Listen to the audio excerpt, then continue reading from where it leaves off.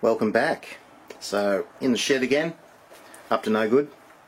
It's a rainy winter's afternoon. Just been to the dentist, so got a bit of a slur going on, so 100% not drunk on this one.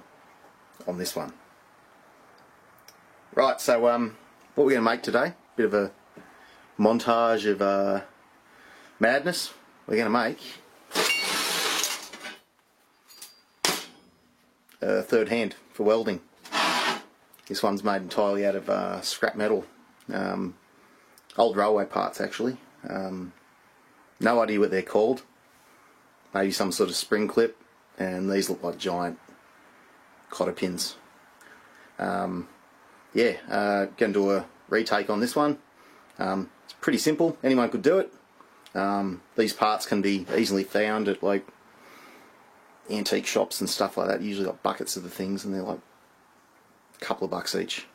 People use them for garden art amongst other things. So how you can get one of these for a couple of bucks, probably the best bang for your buck for weight and ease of assembly that you could ever possibly hope for. But anyone that hasn't seen what one of these is for, it's a third hand or just a propping device. So example is the old situation where you might want to tack a joint up or whatever. You've obviously got only two hands. Let me grab my TIG torch. So obviously you might want to put a tack on the end of this, for example, and what hand are you going to put your filler rod in? Ask a mate. Maybe you don't have mates. Maybe you need a third hand. So something like this, and that's pretty simply rock solid. That's not going anywhere, and quite easy to set up.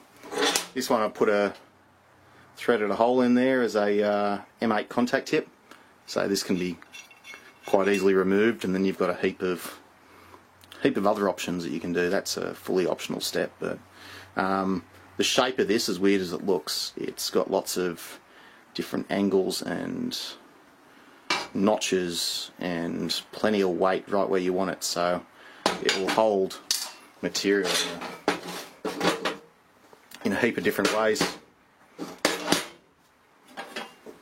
Probably better if that was in frame, but you get the idea. It's pretty nifty. So optional step. That's an M8 by 1.25 thread, I think. We'll confirm in later steps, but standard contact tip for a Binzel style gun.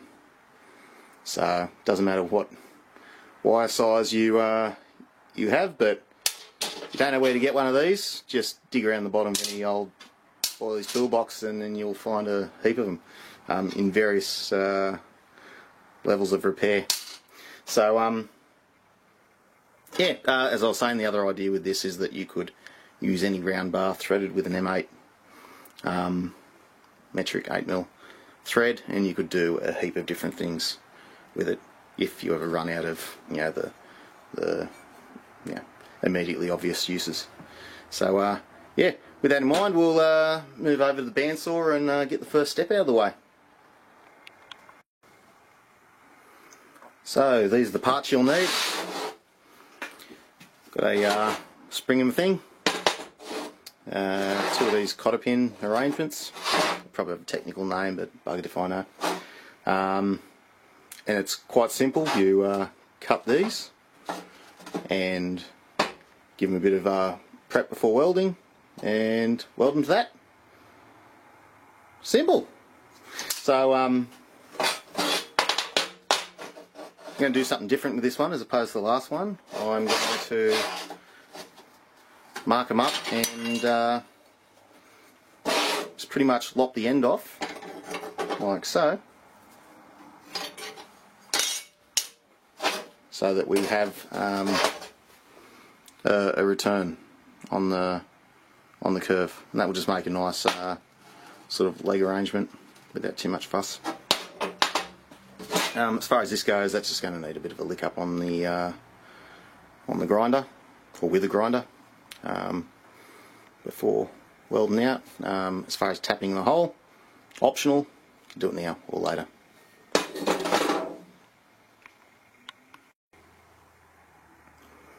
Just got one of the pins secured in the bandsaw.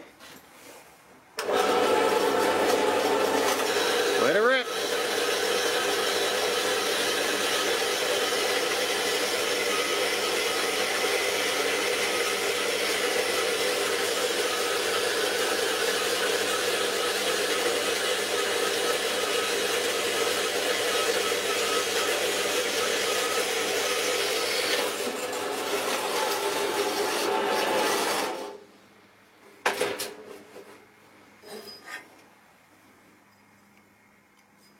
It's that simple. Alternatives would be a hacksaw or an angle grinder.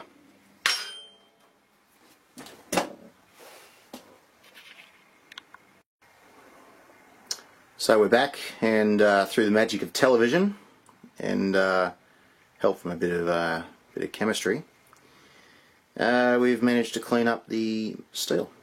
So just been using this rust and stain cleaner, which is a oxalic acid, which works pretty good. It will turn something like this into something like this. So quite a big change. Cleans up pretty well for some pretty serious rust. Just give it a buff with a wire brush and you're set. Same deal with these parts. Turn out alright. And yeah, here we are. So next step, work out our angles, what we want there, cut a straight edge so that they meet flat, on a flat plane, and from there it's just a weld out job. But first we will drill and tap a hole.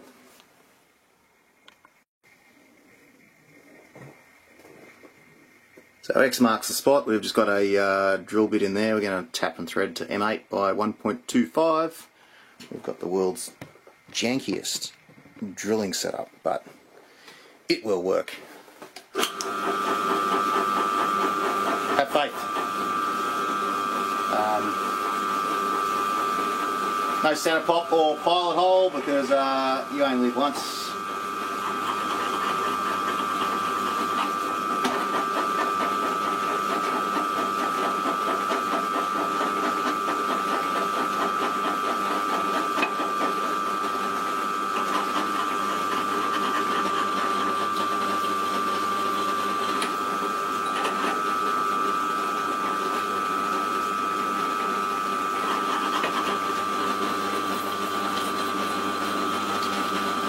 Don't ask what the RPM or feeds and speeds are, because I won't be able to give you an answer.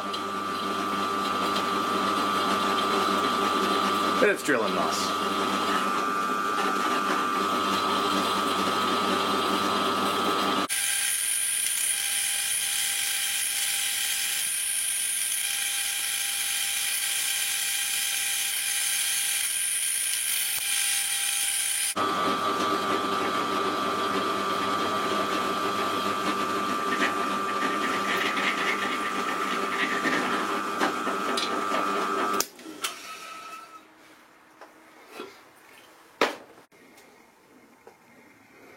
Alright, so parts mounted in the vise. We've got the tap in there, ready to rock and roll.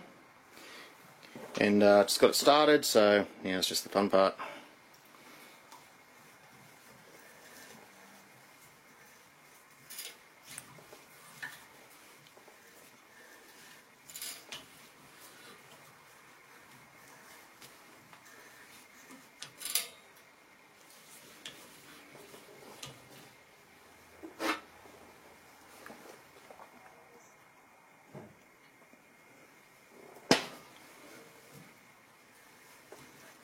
Right, etc, etc, etc.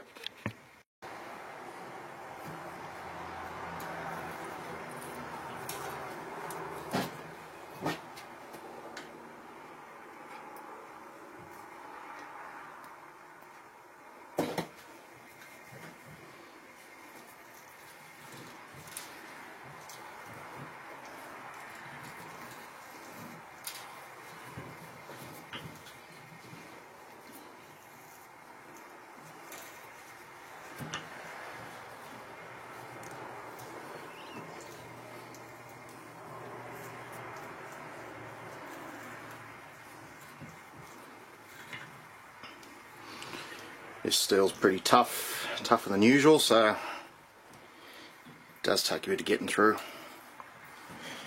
Break the chip with a half turn back, but we're almost there. And don't forget the cutting oil.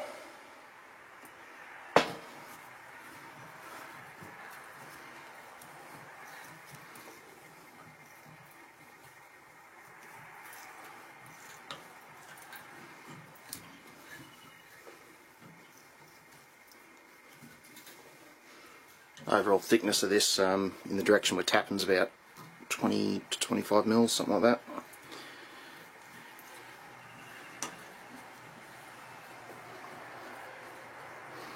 The hole we drilled was to suit this M8 by 1.25 tap, so that correct drill size is 6.8 millimeters. We're through.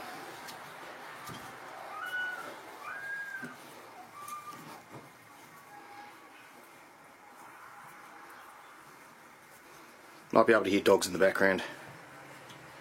Got two little puppies running about.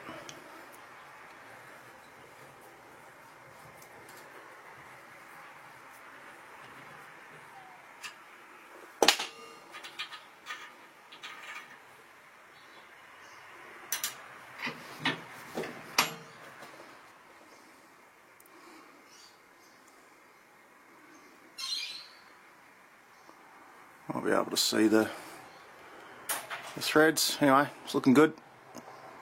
Good enough for what we need it for. Alright, next step. Alright, so design time. We've got this piece of steel that's tapped. That's optional, that step. Now we need to work out at what angle we want. If I get it in frame, at what angle we want our legs to be. Ideally we'll cut these through the middle so they just weld together nice and flat. So using a angle finder or a angle gauge, so get a bit of an idea of what you think might look suitable for this application. Something like that will work for me. So what I'm going to do is mark it out on the bench.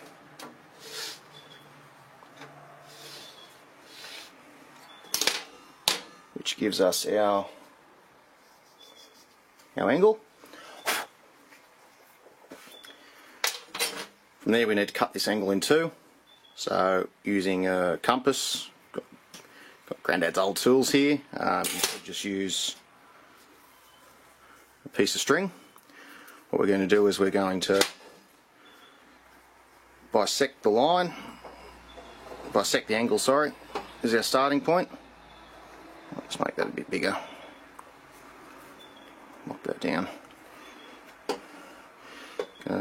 Cut our line, cut our angle, there and there. Probably can't see that on camera, but we've got a line here and there. Then from there we draw a line in the middle here, and where these two marks overlap, that's our middle.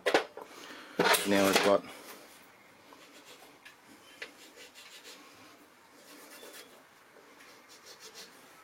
I'm making a mess of this. There. Straight edge between those 2 points is the middle of our angle.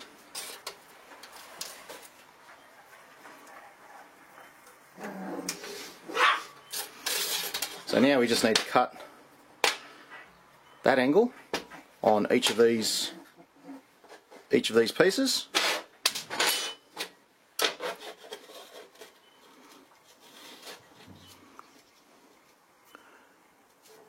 Near as damn it. Lock it down.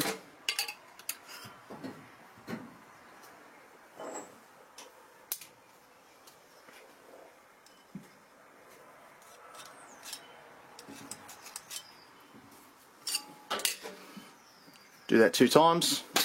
Obviously respect the direction of it. So the other one will be cut that way. And then from there, whoa, puppy tag. You're good to go. Come here, you little bugger. Come on. Come on.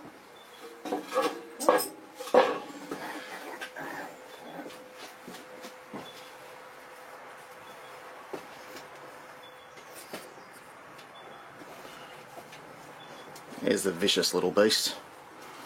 So hello.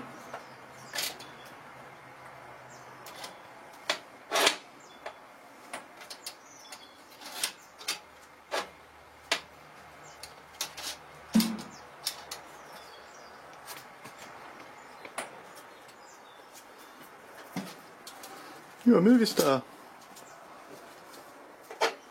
Alright, back to work.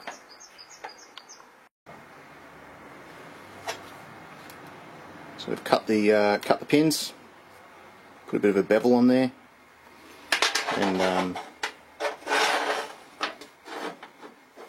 it's pretty much where we want it to be. So now what I'm going to do is just chuck a quick weld on there. In this case, just going to put them on top of this copper flat bar, and yeah,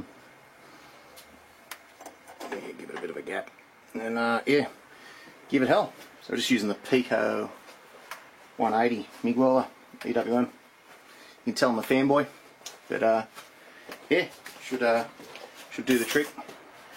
Just running pulse mode on this particular machine at the moment.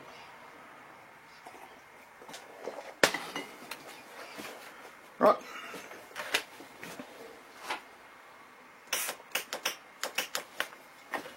Helps if you turn the gas on.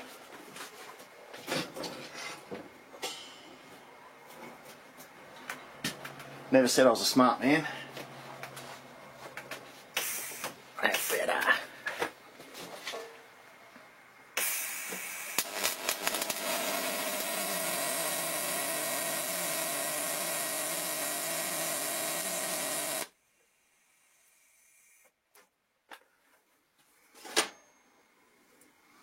Not bad.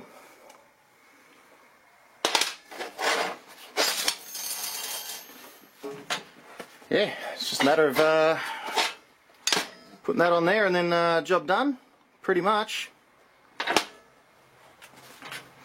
So you can get a tack on it.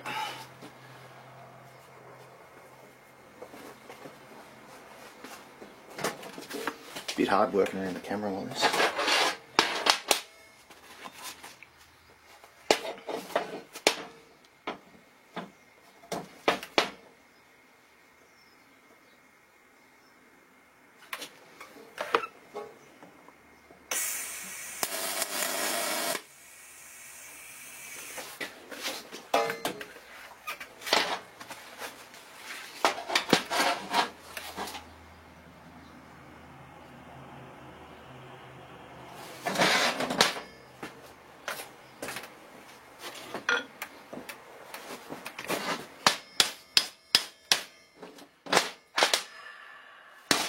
Drums.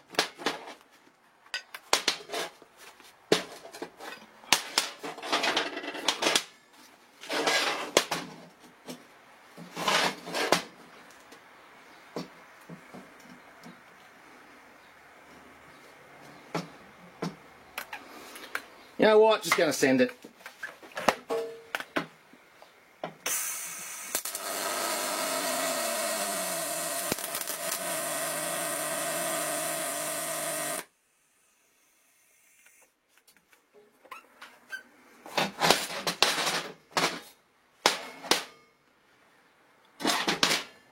That's good enough.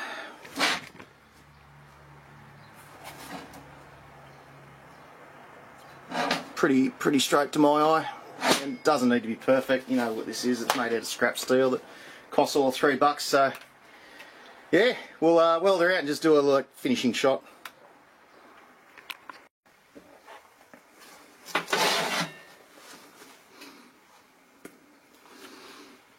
So turned out alright for what it is, just a bit of scrap steel. Got a little bit of burnies. Bit of undercut on the pointy edge there, and we were running it in pulse, so it's quite an aggressive arc. A little bit of spatter, but yeah, what it is, that's the ticket.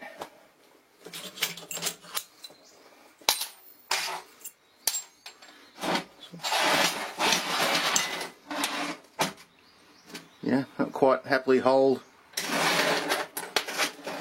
material in a number of different ways for the purposes of putting a tack on it. I did have that contact tip laying around to thread it in, but for all intents and purposes that project's a wrap. Longest part of this whole job was filming the thing, so yeah, I reckon probably knock it out in 15 minutes if you were really hustling. Quite easy. Alright, if you come across these parts in the wild, railway components, yeah, cheap and easy, third hand to make. Enjoy.